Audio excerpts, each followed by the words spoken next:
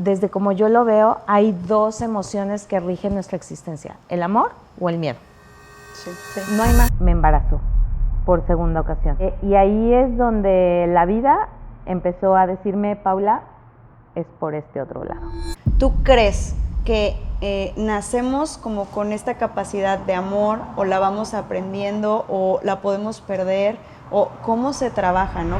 El amor lo es todo, ¿sabes? O sea, cuando uno hace las cosas con amor, creo que no hay manera, no hay posibilidad alguna de que algo salga mal.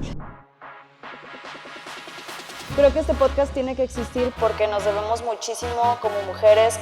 Creo mucho en las conexiones humanas, en el poder que tiene el compartir con otros seres humanos. Somos la generación que está tomando el liderazgo en los negocios. Nos falta mucho hablar, no nos dan estos espacios. Como generación millennial, como nuevas mamás. Desde tu experiencia, escucharnos, compartir, aprender, y eso es lo que vamos a hacer aquí porque nos toca hablar.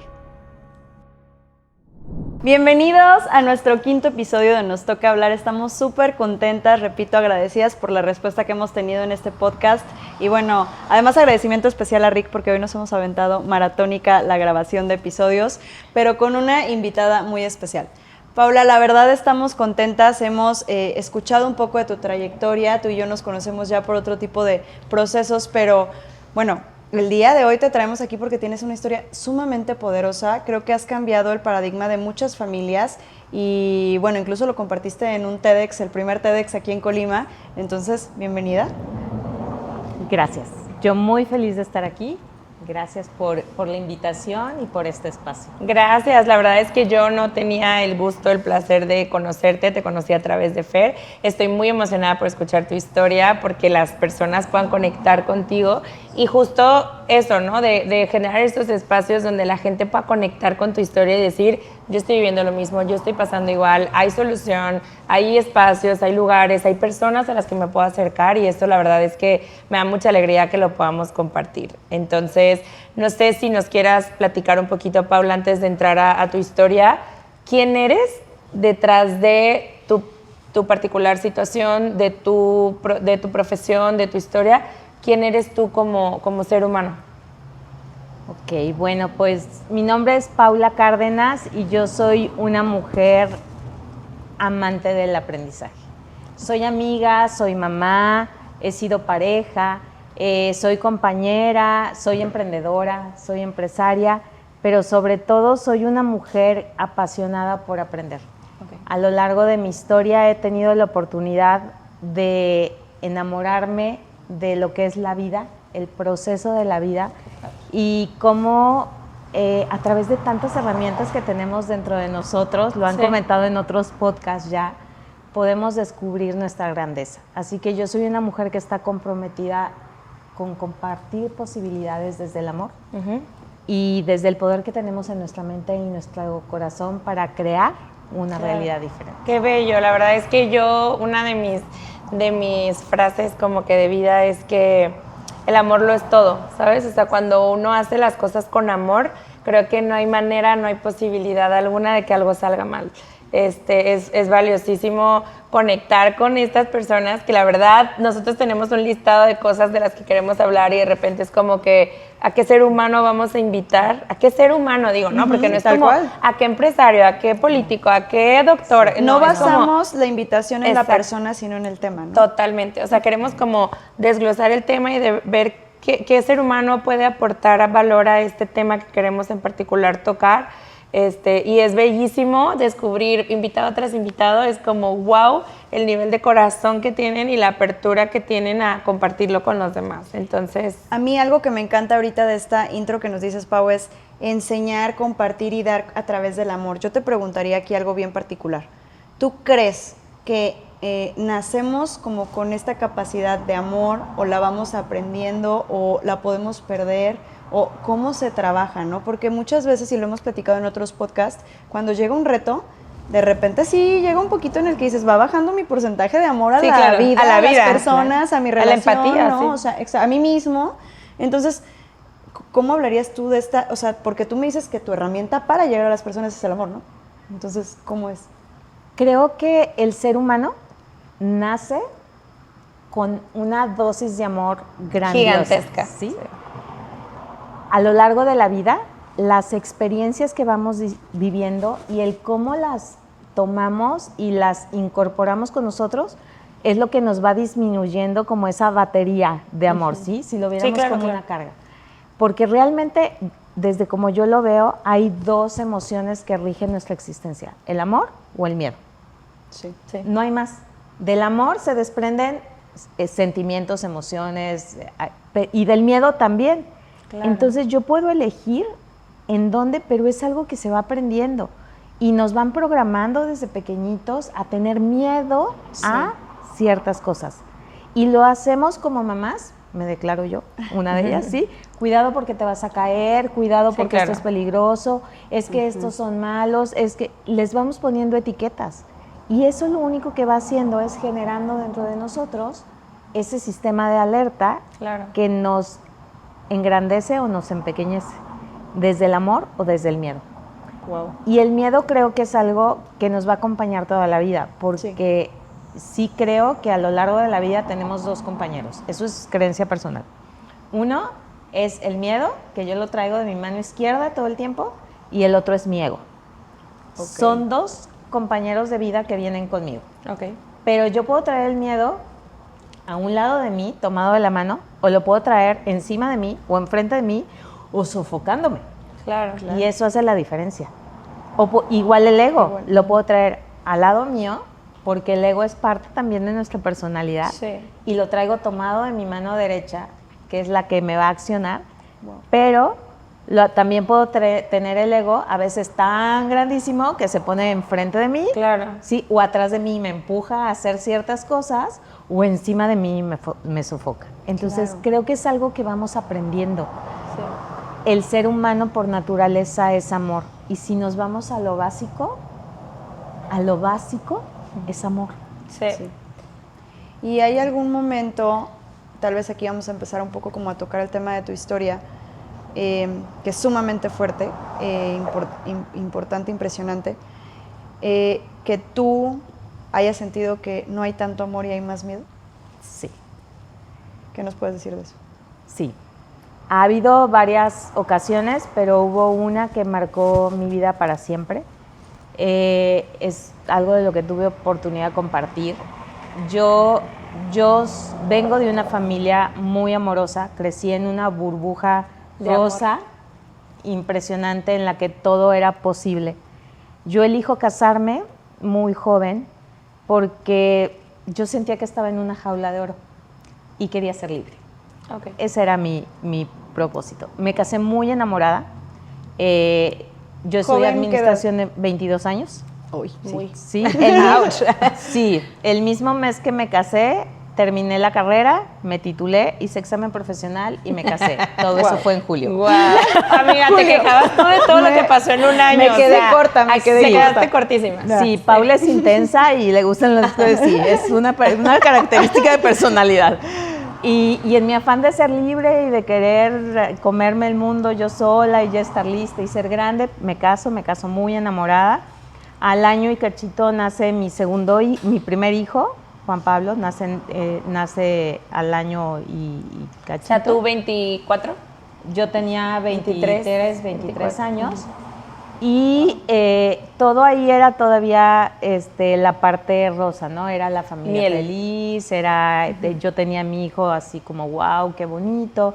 Tenía un trabajo estable en el cual yo podía entrar y salir a la hora que yo quería porque era un trabajo familiar. La libertad. Estaba haciendo lo que yo había elegido estudiar. Mi primera carrera es administración de empresas y me embarazó por segunda ocasión. Y ahí es donde la vida empezó a decirme, Paula, es por este otro lado. O Paula, no todo es tan bonito, ¿no? O Paula, esta es la vida. Claro, Paula, me presento. Paula, me presento, soy la vida. Esa línea chiquita de esta es la vida está cañón. Sí, está cañón, es como una línea muy delgada en la que todas las expectativas y los cuentos y todo lo que nos decimos desde nuestras historias tiene un quiebre y ver la realidad y en ocasiones nos asustamos, pero la vida es esto. Claro. Sí, es vida y tiene movimiento. Yo tenía 24 años cuando nace mi segundo hijo. Él nace antes de tiempo. Él nace de 28 semanas de gestación. 28 semanas. Sí. ¿Y ustedes son mamás? Sí. Pueden imaginarse, creo que muchos aquí son mamás y papás, lo que es un bebé de 28 semanas de gestación. El tamaño que él tenía era de la palma de mi mano hasta aquí, ¿sí? Obviamente nace con una situación muy compleja, con daño neurológico, con daño cardíaco, lo tienen que llevar a Guadalajara de manera emergente, está hospitalizado mucho tiempo. Perdón que te interrumpa, ¿supiste la causa? En ese momento era un embarazo de alto riesgo. Hoy sé que volvemos a lo mismo. Desde el miedo y el dolor, uno genera en nuestro cuerpo La parte reacciones biológica. Totalmente, diferentes. sí. ¿Sí? Si yo me pongo a analizarme y observarme qué pasó, era desde la Paula que quería el cuento perfecto y el control, era como apenas estoy siendo mamá, apenas estoy regresando a trabajar, y era como otro bebé, y en mi mente dentro fue, es que no voy a poder, ¿qué voy a hacer ahora? No estoy lista, es demasiado. Y ese miedo interno y esa creencia limitante, hoy sé que tuvo mucho que ver en todo lo que se generó biológicamente en la gestación. Ok. ¿Sí? Y ojo, porque aquí, cuando él nace, una de las emociones que yo más experimenté, además de miedo, fue culpa. Y yo los escuchaba en un podcast que pasó la semana pasada, de cómo nuestras propias emociones generan, ¿no? Y el miedo, pues, ¿qué hizo? Claro. Es esa sensación. Y sabes que además, por ejemplo, yo recuerdo mucho en mi embarazo, digo, yo tuve un embarazo de riesgo, creo que, según yo, pero lo llevé mucho en paz, o sea, así como que estuve en camita, comiéndome Netflix, ya sabes, o sea, los casi 9 meses y todo. Pero algo que yo notaba que me detonaba mucho era cuando decían, no te enojes por el bebé.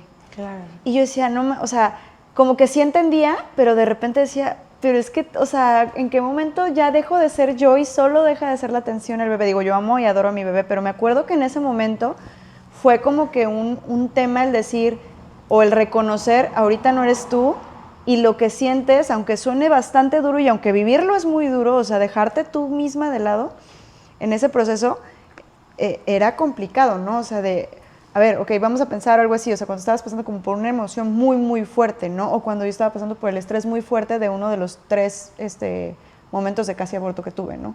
Entonces era como canalízate y no sé qué, yo destrozada porque pues había tenido una amenaza y, uy, o sea, es bien complicada esa parte, ¿no? Y creo que es la parte de ser mamá que no nos cuentan. Claro, Sí. O sea, yo venía de una historia y de un embarazo en el cual pude estar trabajando. Joven, además. 4 horas antes que mi primer hijo naciera. Mi primer hijo nació el 31 de octubre y yo estaba esa noche montando en la feria un stand porque íbamos a... Sí, o sea, sí, o sea, no había nada que me limitara. Entonces, de pronto, como todo en la vida, cada evento es diferente y entonces surgen muchas emociones y esas emociones hacen que uno piense cosas, ¿sí? Y sienta cosas. Sí, claro. Entonces, y es la parte que de pronto no nos platican cuando somos mamás. Sí, totalmente. Y yo tenía 24 años, me considero, hoy que veo a mis hijos, digo, era un escuincla, me creía grande, o sea, de verdad. Sí, en ese momento me creía grande, pero uno te dice, ahorita que ya se casa, le dices, órale, regrésate a tu casa. O sea, de verdad, o sea, yo ahorita tu cama, digo, un escuincle y era mamá. Y nace en una situación tan compleja, tan dolorosa, que fue cuando fue el quiebre en el cual fue muy abrupto, muy inesperado, y realmente yo no sabía qué hacer con eso. Okay. O sea, fue algo que me cayó de golpe y no sabía qué hacer en ese momento. Lo único que se generó en mí fue mucho enojo. Yo estaba enojada conmigo, enojada con la vida, estaba enojada con los doctores, estaba enojada por cómo se dieron las cosas, tenía muchísimo miedo, el amor se fue a -1, y tenía culpa, mucha culpa. Yo sentía que eso que estaba pasando Era por ti. era por mí. Y creo que muchas mujeres a lo largo de nuestra vida, en muchas etapas, sentimos esa parte. Sí. Y dejas de ver el amor que está a tu alrededor, porque ahora que lo veo a distancia, siempre hubo amor a mi alrededor, pero en ese momento cuando estás inmersa en ese pensamiento limitante, Uf, sí. no ves nada. Claro. Más que tu propio caos, tu propio dolor, tu propio miedo, y se vuelve, es cuando yo les decía, el miedo se vuelve encima y se vuelve un todo. Sí, claro. Y esa historia empezó pues a generar muchas cosas. Hubo varios meses que él estuvo en el hospital, y a la hora que él es dado de alta del hospital, a mí me entregan una hoja, literal una hoja, tamaño carta, en donde venían todas las secuelas que él podía tener. ¿Cuánto tiempo tenía él ya de vida cuando lo dieron de alta? 5 meses. 5 meses. O sea, 5 meses estuvo... Sí. Ok. Qué difícil. Muchísimo. Mis papás llevaban a mi hijo, el más grande, que tenía 1 año 3 meses, Ok. al hospital a que yo lo viera los fines de semana. Ok. Yo no pude ver cuando mi hijo mayor empezó a caminar, mi mamá lo enseñó.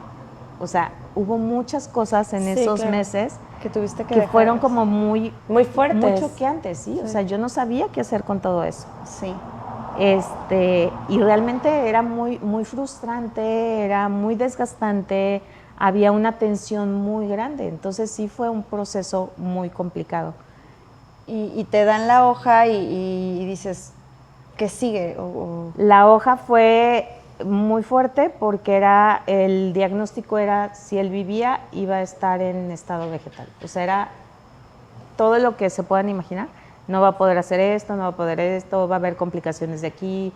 Como los doctores, desde su ser doctor y desde su Tan responsabilidad, frío, ¿no? También. escriben todo lo que puede suceder. Claro. ¿Sí? Y aquí el punto es en el momento en que uno se cree que eso se convierte en un una hecho. sentencia.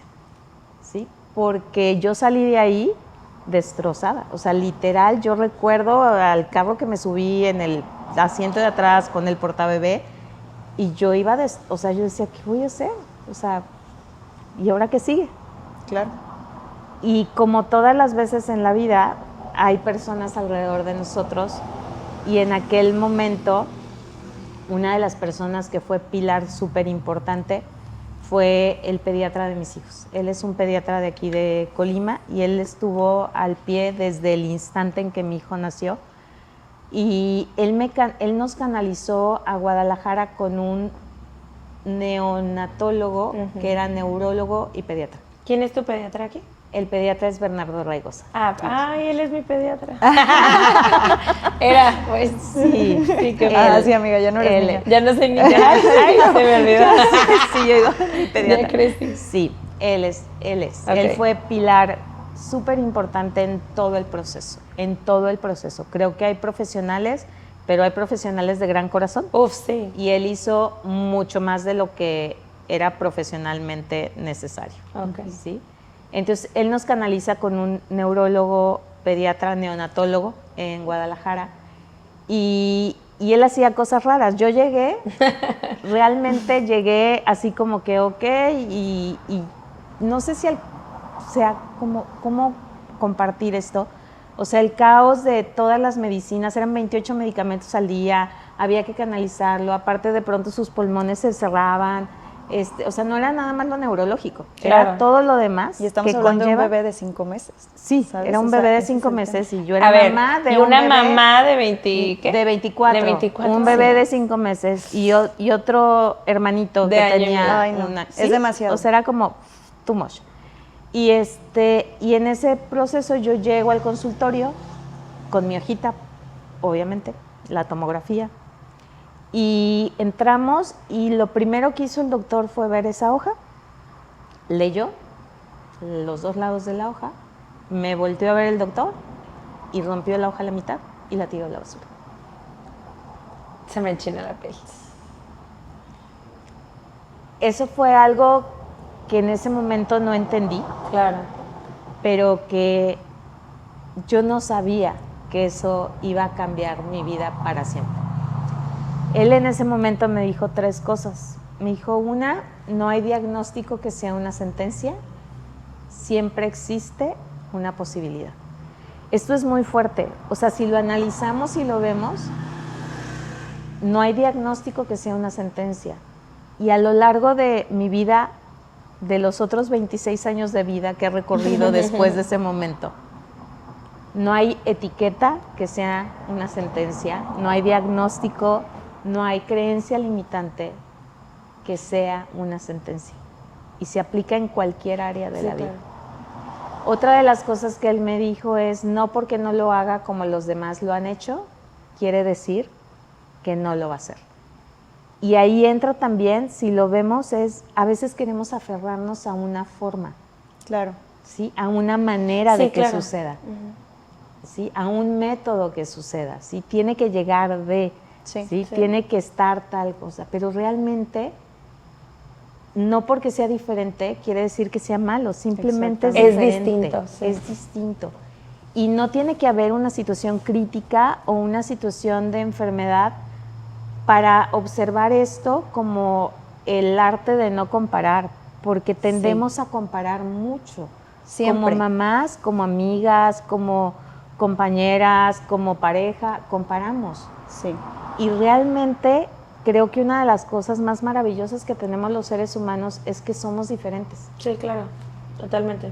Cada uno somos especial, único y diferente, pero eso es lo más complicado de verlo en otra persona. Sí. Pero además a mí me encanta porque a través de estas frases, oraciones, te manifestó, o sea, te sembró algo a ti porque primero tú tenías que creer, ¿verdad? Claro. Es que esa fue la tercera cosa que me dijo, es tienes que creer. O sea, me dijo, el cerebro tiene plasticidad cerebral, pero lo único que tienes que hacer es creer. O sea, y creer era un requisito indispensable para su que yo tratamiento. pudiera empezar Operar. el tratamiento con él. Claro. Wow. O sea, bueno, mi hijo, no yo. Sí, era, Bueno, yo- juntos, pues sí, al final juntos, de sí. cuentas. Ajá. Sí. Sí, o sea, y fue un reto, o sea, porque de verdad yo no creía. A ver, te creíste tu sentencia, ¿no? O sea, Sí, pero era el fíjate diagnóstico. lo valioso dentro de esto, la verdad es que me tiene como muy movida el tema porque como a través de nuestra vida en diferentes situaciones nos topamos con personas que, digo, no hay buenos ni malos, pero sí dices, hay personas que te pueden guiar de cierta manera a creerte una sentencia, un juicio, una limitante, o sea, y no sacarte de ahí. Y hay estas personas que yo llamo ángeles en vida, o sea, que en un punto lo platicamos de que cómo en nuestras vidas vamos conectando con esas personas que de verdad para mí vienen de Dios. Sí. Y que te abren estas posibilidades, estos caminos y te Claro. conectan con tu vida a darte un mensaje tan grande y tan poderoso que tú vienes de una persona que viene a cerrarte algo y voltear y decir, ah, caray, o sea, hay alguien que de verdad está confiando en mí, que me va a ayudar, que va a salir, y cuesta mucho más trabajo confiar en ese punto, ¿no? O sea, nos es más fácil confiar en que algo es imposible a que algo es A posible. eso iba Qué yo. fuerte. Siento que de repente estamos programados a creernos primero lo malo que lo bueno. Claro, y ¿no? dicen que el cerebro no distingue entre que sea un hecho o una mentira. O sea, si tú a tu cerebro le cuentas una historia, él no sabe si es mentira o es verdad. Es que eso es real. Sí. O sea, el cerebro no distingue ni tiempo, ni Nada. espacio, Sí. ni si es, el cerebro es literal. Entonces, si tú le estás contando una historia, Sí, el vas a cerebro saber. lo empieza a creer, empieza a generar emociones referentes a esa historia, Sí, claro. Claro. ¿sí? Y por ende, esa emoción genera dentro de nosotros una reacción. reacción bioquímica, porque es real. Es real, sí. ¿Sí? Claro. Y pasan cosas. Claro. ¿Sí? Sí, sí. Entonces, lo que el doctor dijo desde su ser doctor en ese momento, que era médico, se convirtió para mí en una oportunidad de vida diferente. Claro. Tal vez él en aquel momento no se dio cuenta de lo que estaba haciendo por una escuincla de 24 años. Escuincla lo digo con cariño, pero de verdad sí. Sí, Pero sí, en sí. relación a la edad y la a la edad profesión y la tan profesión seria que que era era. tal vez también en ese momento, Sí. ¿no? O sea, de repente es muy escuchado que hay doctores muy fríos y hay que doctores muy empáticos, Sí. ¿no? O sea, Y la magia Bueno, en todas las está profesiones. en todas las profesiones, como dices, cuando un ser humano tiene esa noción o ese sentido de amor yo creo que ahí hay un pum, hay algo que sucede que explota y que da frutos de una manera increíble. O sea, cuando una profesión está alineada al amor. Y al servicio. Y al servicio, sí. Y creo que de pronto en la vida nos suceden cosas que nos alinean a nuestro propósito de vida. Sí. Porque podemos ver una historia como una tragedia, porque en ese momento realmente Era yo una la gran vivía tragedia. como una tragedia. O sea, desde todos mis miedos, desde todas mis inseguridades, desde todos mis creencias limitantes, porque de verdad era una joven con muchísima inseguridad. Era ¿Y una qué joven. pasa con tu familia? O sea, ¿te apoyaron? O sea, ¿ellos lo veían posible o fue un aspecto también en el que no podías como recargarte y confiar que era posible? Mi familia, mis papás, mi hermana estuvieron 24/7 como una red de apoyo y Ok. soporte para hacer lo necesario para que funcionara. Ok. Incluyendo Este, las cosas raras que decías. al Incluyendo principio. las cosas raras, ¿sí? Porque una de las, o sea, él me empezó a mandar a hacer Yo cosas quiero raras. saber qué cosas raras. Vean el Especifica siguiente cosas podcast. raras. Síganos para más cosas raras. En el momento en que yo empecé a creer, porque fue algo que él calibró en mí, o sea, de hecho no fue la primera cita que me mandó las cosas, fue hasta la tercera Ok. cita, ¿sí? Entonces, él me dio una especie de receta de cocina Ok. por 7 días, en la que venían actividades específicas que yo tenía que realizar con cierto orden. Eran, por ejemplo, lo primero era decorar el cuarto con figuras geométricas blancas y negras, ¿sí? Era contarle cuentitos, media hora después de que él se durmiera. Cuentitos que estaban alineados a lo que íbamos a trabajar esa semana. Por Ok. ejemplo, una de las características que tenía mi hijo era, tenía sus pulgares hacia adentro. Hoy sé que el pulgar hacia adentro es una de las características que hay un daño neurológico severo. Ok. Entonces había que abrir el pulgar. Si ustedes se fijan, es un diferenciador que tenemos. ¿Sí? Es algo que no valoramos, porque yo empecé a valorar muchas cosas que dejé de ver en Claro. mi primer hijo, que dije, "Ah, ahora se hacen", ¿sí? Entonces, el abrir el pulgar. Entonces, empezaba los cuentos en que, ok, había una vez un changuito que se trepaba fácilmente de las ramas de los árboles y abría su mano para sostener el tronco e irse Órale. desplazando en la... ¿Sí? Eran Ok. cuentos con propósito. Ok. Sí, porque yo te estoy hablando de un bebé que no controlaba su cuerpo, que tenía rigidez en sus piernas, que no seguía los movimientos oculares, o sea, había un daño neurológico severo. Serio. ¿Sí? Entonces había que hacer música. Después de esa semana, entonces empezar a meter colores. Los colores empezamos con rojo, amarillo, azul, verde, pero era todo rojo. Todo rojo era todo rojo. Mi ropa, la ropa de su hermano, la ropa de él, la ropa de mi mamá, la ropa de su papá. Era la comida, aunque él no comía todavía comida, era comida roja, juguetes roja, todo rojo era todo, Todo rojo, rojo. ¿sí?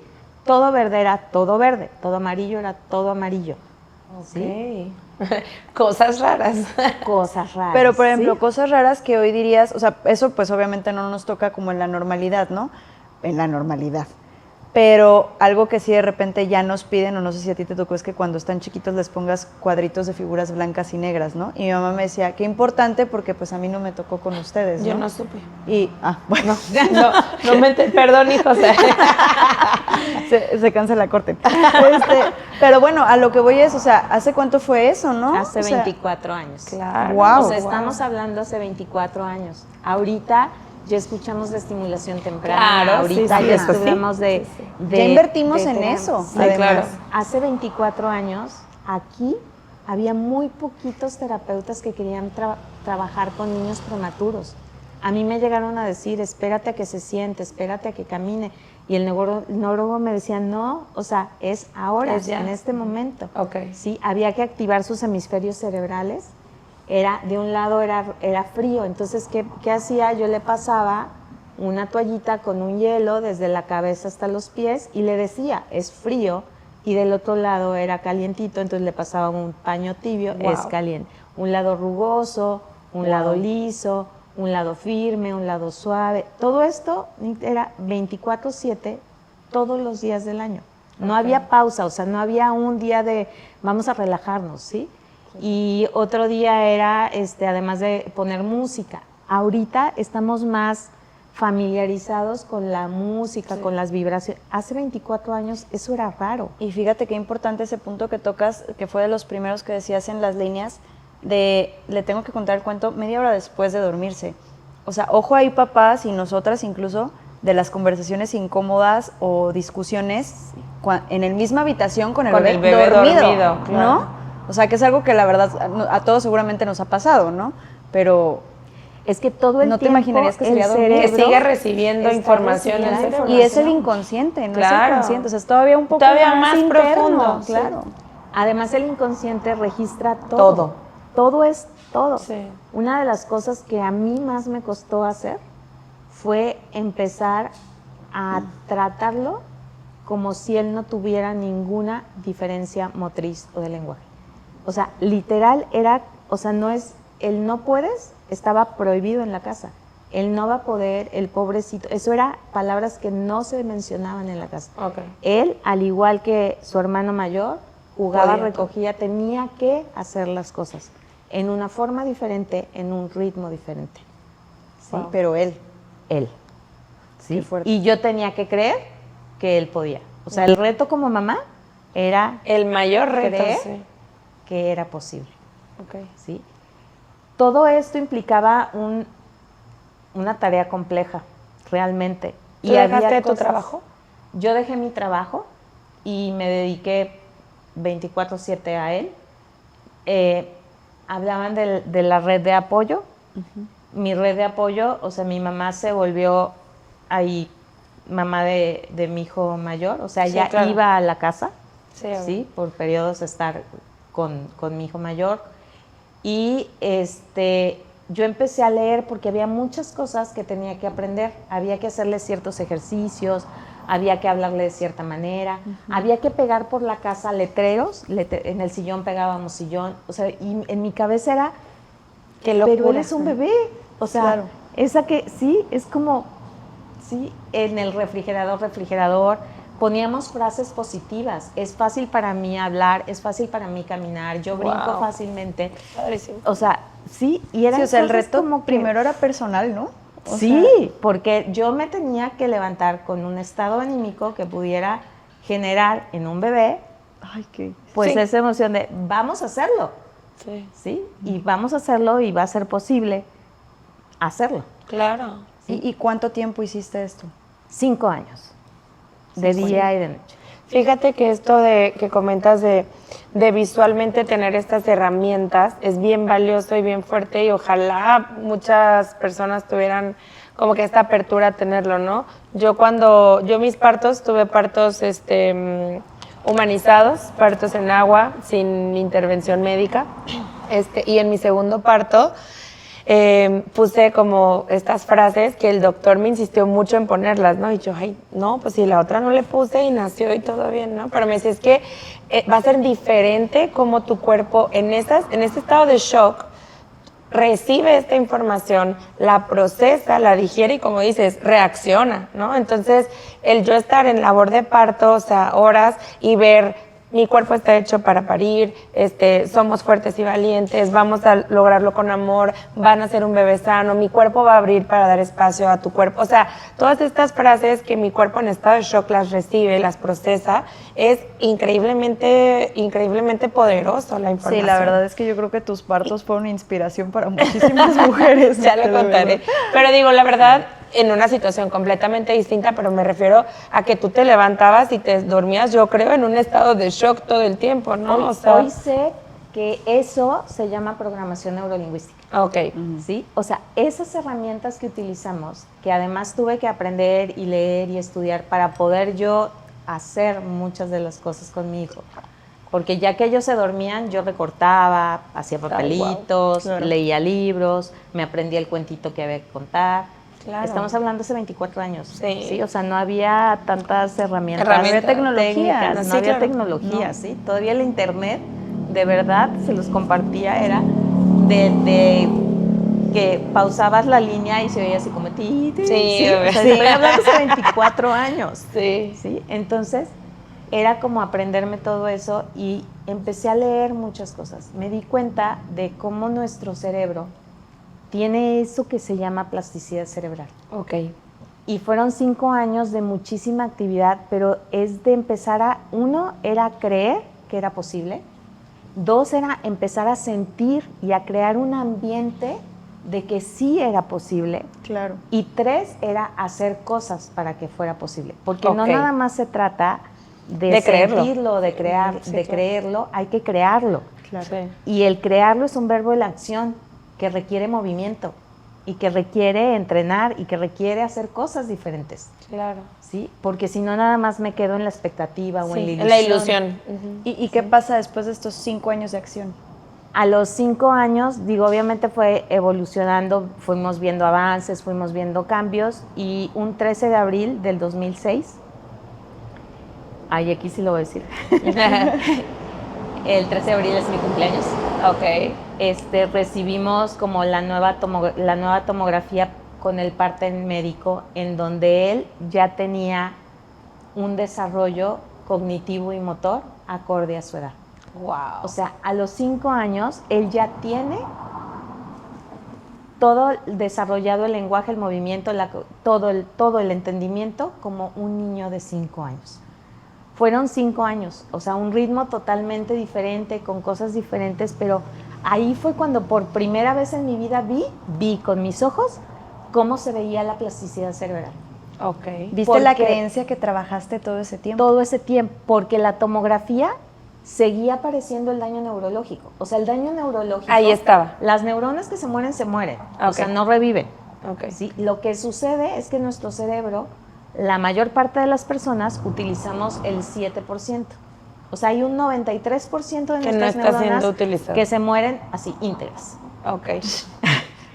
Y hay un 93% de nuestras neuronas que están listas para aprender todo lo que se requiera. O sea, no debe de haber, o sea, no solo es en un daño neurológico, están disponibles para todos. ¿Sí? Entonces, Fíjate qué eso se importante. llama plasticidad Qué cerebral, es enseñarle a tu mente, a tus neuronas, a tu cerebro, a hacer cosas, ¿sí? A usarlo. A usarlo. A usarlo. ¿Sabes a cómo lo creer. relacionaría un poco con lo que acabas de decir? Como de la manita mover el pulgar. Todos tenemos la tarea de mover el cerebro, ¿no? O Sí, claro, sí. no se ofendan. Sí, Pero o sea, sí, es o sea. activar en nosotros todo ese potencial que sí tenemos disponible. Claro. ¿Sí? Entonces, de verdad, o sea, a la hora que yo vi ese diagnóstico, vi a mi hijo, pero la tomografía seguía teniendo el daño. Fue como, ahora entiendo cómo se ve la plasticidad cerebral. A Ok. partir de ese momento, el desarrollo de mi hijo ha sido el de un niño acorde a su edad.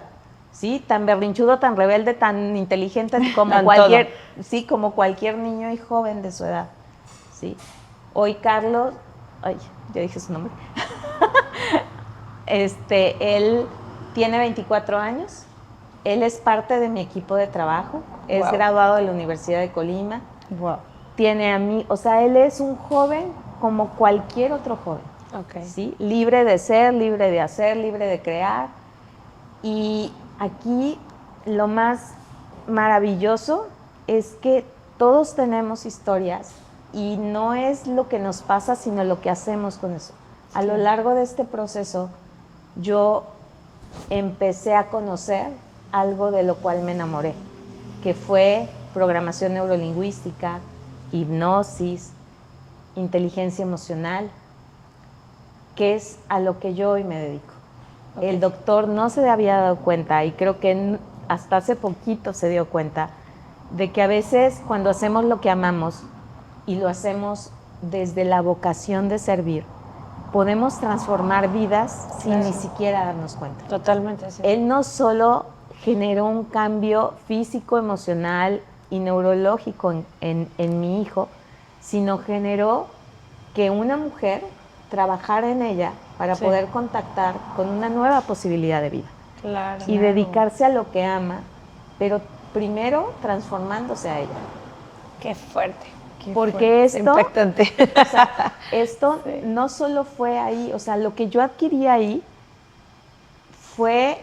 son herramientas, todas tus herramientas que hoy sé que eran necesarias para poder atravesar la separación con su papá, para poder elegir cambiar el rumbo totalmente de mi carrera. Claro. Sí, dejar un trabajo normal, una administración y un plan de vida. Un plan de vida. El cómo, o sea, yo soy mamá de 3 hijos.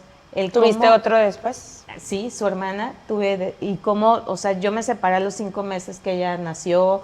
El cómo hacer mi vida, o sea, todos los retos, sí, a nivel profesional, a nivel económico, a nivel personal, son herramientas que tenemos, porque es nuestra mente, nuestra emoción y la acción. Claro, sí. Y eso viene en el paquete de cualquier persona. Todos los seres esa humanos. posibilidad la tienes tú que estás escuchando este podcast, ¿no? Totalmente. Fíjate que yo resueno mucho, Paula, en esta parte con tu historia, porque de repente pensamos que en ese momento donde estamos pasando una situación tan difícil o en el proceso de esa situación tan difícil, pensamos como que todo está perdido, como que todo está mal, como porque a mí, yo recuerdo en mi historia particular que yo volteaba arriba y decía, ¿por qué? O sea, ¿por qué? ¿Para qué? Ni siquiera era para qué, era por qué. Y es como quedarte en un sentimiento de queja, de culpa, de odio, de coraje, o sea, y qué fuerte que compartas esto en cómo a lo mejor hoy te das cuenta que Dios hace las cosas a su manera, a como Él sabe perfecto que va a ser tan dentro de ti que puede transformarte cañón, ¿no? A lo mejor no lo viste en ese momento y la verdad es que, digo, tus hijos, qué chulada tenerte y verte y decir, te perdiste, entre comillas, tantos años por ellos, o sea, abandonarte, atenderlos, olvidarte de Paula mujer, Paula esposa, Paula, hacer solo Paula mamá, ¿no? Entonces, a darles tanto y se me enchina la piel de lo que lograste, lo que hiciste como mamá. Y yo en un episodio lo compartía con Fer, ¿no? O sea, que digo, yo le platicaba que a veces nos dicen, es que tú tienes que estar súper bien para que luego todo lo demás esté bien. Y les hay historias donde no. O sea, yo me perdí, yo me ausenté, yo me enfoqué 100% en que mis hijos estuvieran bien, que mi empresa estuviera bien. Y hoy estoy en un proceso, yo personal, de yo estar bien. Y creo que tú, digo, ya pasaste, hoy estás floreciste de un espacio donde lo viste negro, quiero pensar, sí. Y cómo todo esto tanto que Dios te apretó y que tú tuviste esa fortaleza mental, emocional, la resiliencia, ¿no? Esa resiliencia, claro, y que hoy dices, wow, no lo cambiaría ni un segundo, ¿no? O sea, porque no me puedo imaginar lo difícil, los años tan difíciles que pasaste, que yo sé, estoy segura que hoy dices, los volvería a pasar, ¿sabes? Creo que en aquel momento, si soy bien honesta, lo que me movía era la culpa. Sí. Y creo que a veces es importante que le demos un lugar a las emociones que sentimos, sí, aunque no sean bonitas. Claro. Porque a veces solo hablamos de las emociones positivas o sí, cuando nos sentimos empoderadas, empoderados, sí, o bien, o lo hacemos, es que lo hice por amor. Si yo soy muy honesta, a mí me movía la culpa, yo me sentía muy culpable y muy insegura. Y a la hora que hubo una pequeña posibilidad, que fue el doctor, esa, claro, así, que me dijo, aquí hay por dónde. En ese momento, quebrada, llena de miedo, llena de culpa, dije, enfoque. Y ojo, porque hay una ley de programación neurolingüística que dice que donde está nuestro enfoque está nuestra fuerza. Claro. En ese momento mi enfoque era en resarcir el daño. La culpa, el daño. ¿Sí? Sí. Y era, voy a hacer todo lo que sea necesario. Y aparte yo soy buenísima aprendiendo. Dije, échenme lo que quieran, ¿sí? Vengan los colores. Sí, échenme los libros. ¿Qué más? Va a ser, sí, claro. ¿sí? Pero creo que el reto es movernos. Sí. Movernos, a actuar, través sí, de la vida, porque la vida es movimiento. Vamos a encontrar el equilibrio. Y sí nos vamos a encontrar, porque obviamente si te mueves desde la culpa o desde el miedo, pues va a llegar un momento en que vas a topar con el vacío. Claro. Y el vacío solo va a hacer que te vuelvas a ver a ti. Y no que además, si tú si pones como en perspectiva, por ejemplo, lo que llega a ser una depresión, sí, es inamovilidad. Sí, ¿no? claro, O sea, sí, es totalmente freno, lentitud, pausa, silencio. O sea, puede que no sea caótica, ¿no? Porque más bien sería como al lado de la ansiedad. Sí. Pero la depresión es silenciosa. Cuando vas llegando no te das cuenta, simplemente es como, ¿cómo llegué aquí? Claro, ¿no? totalmente. O sea, ¿cuándo me alejé tanto de todo, no? ¿Y cómo se transforma tu vida, Paula? Cuando tú tienes ya ese diagnóstico de tu hijo que ya tiene, que ya digamos todo está bien, ¿qué sigue para ti? O sea, no, ¿sabes qué pasa? Que de repente siento que de repente volteamos y decimos, estoy en una situación donde yo estoy, no es tu situación, pero digo que yo soy víctima o yo estoy cargando con algo y así, siento un punto en el que te empiezas a sentir cómoda con esa etiqueta que nos ponemos, ¿no? Y de repente esto ya no existe y yo ya no sé cómo soy sin ser esto. O sea, entonces en ese punto donde, ok, todo está bien, y volteas y dices, ya no soy la mamá que tiene que estar haciendo todas estas actividades para mi hijo, ya no soy la mamá que tiene que estar 24/7, ¿qué siguió para ti? Ese es tema de otra charla TED. TEDx. Danos un avance. Primero hubo un caos y un vacío, ¿Sí? porque creo que cuando estamos haciendo por otro y dejamos de ser nosotros, Sí, tarde o temprano llega el vacío. claro. Y llega el caos y llega a vernos, o sea, yo no puedo hablar que fueron estrellitas después de ahí, no, fue un proceso muy Duro. largo, muy duro. Estoy hablando de alrededor de 3 años más, 4 años más, en donde yo dentro de mí empecé a sentir que lo que yo había elegido hacer como vida no era lo que yo quería para mí, y empecé a leer y empecé a estudiar y empecé a capacitarme un poco más en temas que tenían que ver con neuroplasticidad, con programación neurolingüística, pero a nivel personal estaba totalmente vacía, estaba queriendo sostener algo que no era posible sostener, que era a mí misma, Claro. aparentando algo que yo no era y lidiando con todas las expectativas que tenían los demás de mí, porque una cosa que se genera cuando sales de una situación así es que tú te vuelves muy fuerte y tú puedes con todo. Claro, y totalmente. Y Sí. eso es una carga muy Tú la pesada. tienes resuelta. Sí. Y desde mi falta de seguridad, mi falta de autoestima, pues obviamente eso me quedaba bien. Y sostener ese traje de superhéroe era muy pesado. Y que a mí me gusta mucho algo que dices justo en la charla, y lo hemos tenido en varias conversaciones, es que dices, antes yo contaba esta historia desde El victimismo. desde el victimismo, ¿no? O sea, como una historia triste, y hoy la cuento para empoderar. A mí me gustaría, Pau, y si Nicté me permites, que ella cierre el día de hoy, Sí. pero justamente con qué recomendaciones darías a partir de una sentencia de este tipo, o qué le dirías como a los que escuchan este podcast para que elijan bien sus creencias, ¿no? Sí. Pues yo creo que la frase con la que cerraría es: no hay diagnóstico que sea una sentencia. Totalmente. Totalmente. Y bueno, Aplica para todo. Para todo. para absolutamente todo. Sí, la verdad es que un gozo conocer tu historia, conocerte. Qué padre que la gente pueda, a lo mejor podamos sembrar un poquito de curiosidad en todos los que nos ven y nos escuchan, en hacer una pausa milimétrica y ver en dónde está su vida, valorar las situaciones que nos pasan, lo que estamos viviendo, lo que compartimos, y que se atrevan a creer, como ese doctor te dijo, ¿no? A creer que hay más, mucho más de cualquier situación en la que estemos viviendo. Así que gracias por acompañarnos de corazón. Gracias a todos por escucharnos. Gracias. Sabemos que seguimos teniendo mucho de qué hablar porque nos toca hablar. Gracias por escucharnos. Gracias. Nos toca hablar podcast es un espacio de conversación libre. Las ideas que aquí se comparten son de quienes las dicen y no siempre coinciden con las opiniones de Fer, Nicté y el crew que hace esto posible. Escucha con mente abierta y corazón curioso.